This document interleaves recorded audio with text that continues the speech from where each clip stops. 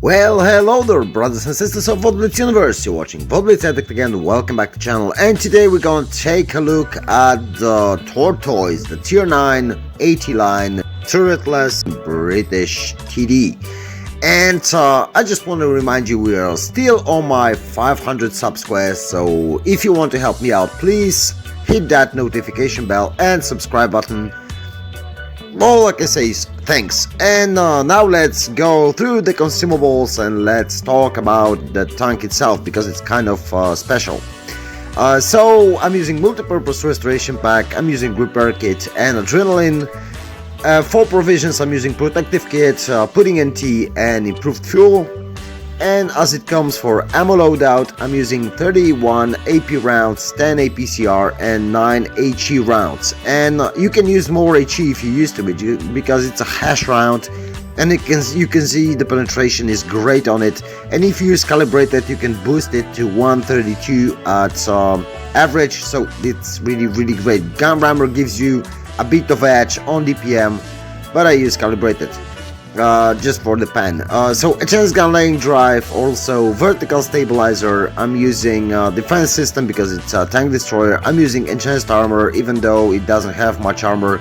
Toolbox because it's a turretless TD. Camouflage net because it's more of a sniper. Also improved control because you need to boost that traverse speed, and consumable delivery system because of the big gun.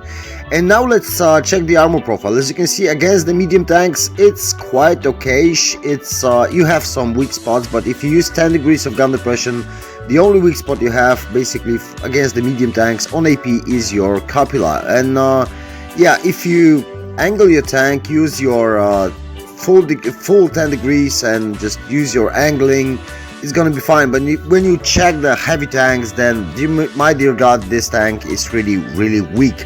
Even with 10 degrees, with AP rounds, with no calibrated shells, you're a dead meat. If you angle it, you get slightly better armor, but you're still full of weak spots on the front.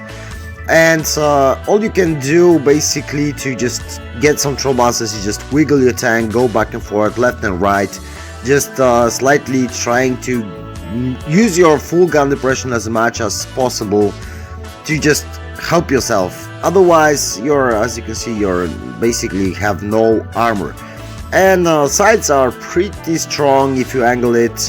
Back isn't great, but still 100 on main part will give you some troll bounces if you manage to angle it somehow. And then now let's look at the battles and let's talk about the tank itself. So it's kind of different from the 80 line, from the 80, 15, 88, 82, because you had massive armor, massive frontal armor, and in this tank you basically don't. And the second difference is that you have big gun with biggish alpha, not like it was before till tier 8, when you had lots of rate of fire, lots of DPM, but lowish alpha. And here's the change. So you have hash shells, you have bigger alpha damage, but you lack of armor. So that means it's more of a sniper tank than a brawler, than a frontline. When you push forward and just bounce shells everywhere, that's not this kind of a tank. So if you need to just re-establish your thinking about this line, because this tank totally changes the playstyle of this line. And you can see the reload is still nice. You have bigger alpha damage, which is also nice. You have hash, where you can pan for bigger amounts of hit points, so that's great. But I use camo net. That's the only 80 tank line tank that I'm using camo net. And yeah, also on the Death Star. But let's talk, we are just the top tier for now is tier 9, because we're talking about tier 9. So you could use, at least I was using optics to the whole line during playing till I reached Tortoise. Tortoise is more of a sniper. As you can see here, I'm brawling, but that was simply because I had to. I had no other option, I had no other choice. And Sometimes, if you're lucky, it will pay off. Like for me here, when I was able to clear the object and now just deal with this IS. And so if you stick your gun straight against the enemy's gun, you will get some bounces, which is great, because the gun mantle is big and it's strong, so you can try to just wiggle and just try to get those shots straight on your gun. That means they will bounce or just hit your gun. At worst scenario, they can just destroy your gun, but still you can repair it and you'll be fine and dandy, and you'll just have some hit points. If you don't want to boost your weak armor, you just you can try to use the extra hit points. If you get extra hit points, you will basically have an advantage, kind of advantage in the trading scenarios when you need to trade some hit points, because you will get more or less about 1.9k HP, which is an extra, let's say, extra bit of HP, which can save you, but not in every scenario. And if you want to play it as a sniper from the second line, from the back, then I would really advise you to use this extra armor boost, because at long ranges your armor is slightly better, because you have a lot of weak spots, but you also have a lot of troll spots on your front. That means when you use your extra armor, 5% more of an armor from long range, from middle to long range, it's not that easy to pen this tank, and this can change situation a bit. Of course, frontline, you can't do much about it, and you simply need to rely on your skills and knowledge where you can bounce a shell, and of course it's also a bit of luck. And in this game I was lucky as all hell, I won't lie, because I was able to bounce a lot of shells. Otherwise I would be dead by now. As you can see, I've bounced 800 hit points, and I will bounce some more against this FE. And yeah, I will try to do my best. As you can see, I'm trying to angle my tank, I'm trying to go hold down as much as I can while I'm reloading, while I'm hiding, and just using the top of possible solution to strengthen my armor, frontal armor. That means that FE is gonna struggle, as I told you, as you've seen, the tier 9, even tier 9 MX30 Proto is struggling to pen this tank frontally. It goes the same for the FE, even if he uses APCR or heated primal rounds in general. It's not gonna be that easy to pen me because of my angling here. And you should find this kind of spots where you can just try to keep your tank safe and just use your armor as much as possible, because even though it's not the greatest, it's still quite decent in some scenarios, like we had here. That was me, that was not the tank. The traverse speed boost also gives you an advantage of traverse, because it's a turretless TD, you can't do much. And that bounce, I have no idea how I bounced that, but well, I did. Still, it was me. Still, we did 3.5, almost 3.5k damage, and a nice amount of XP. Kind of top damage with 3.5k in that game was quite good, to be honest, and we helped to carry this game out.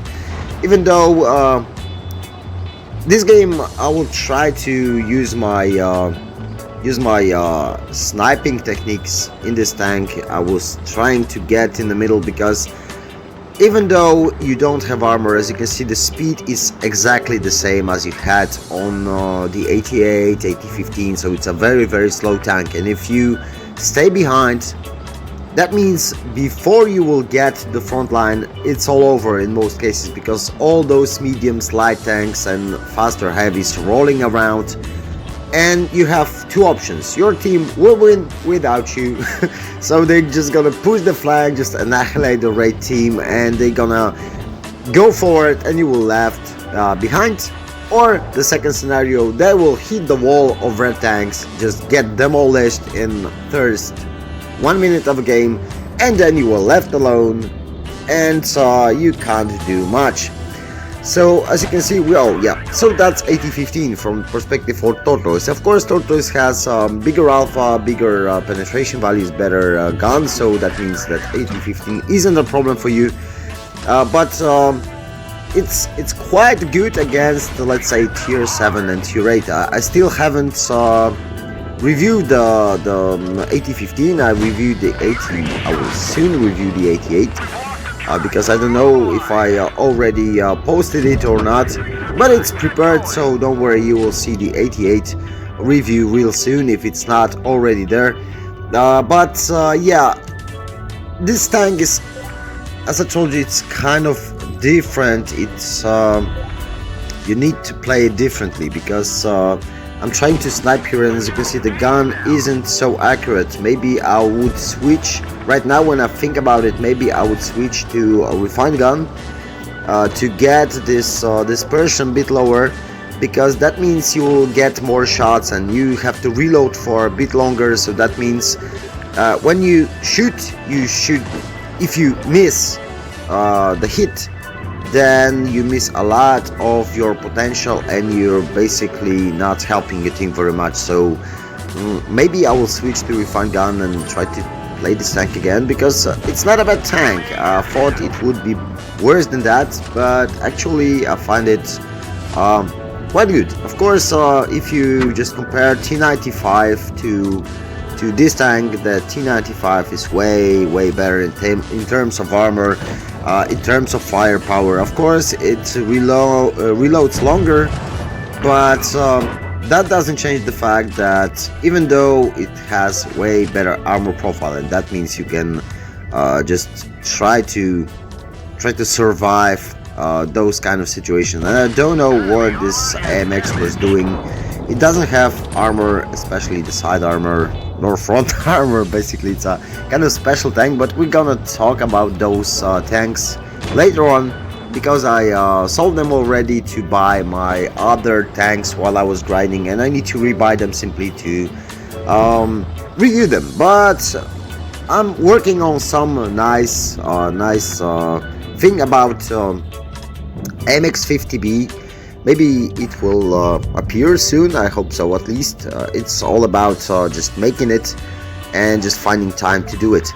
Yeah, in general, as you can see, I won't do much in this game because I didn't want to push. Of course I could, but there's 5 tanks in the front line right now, and I'm just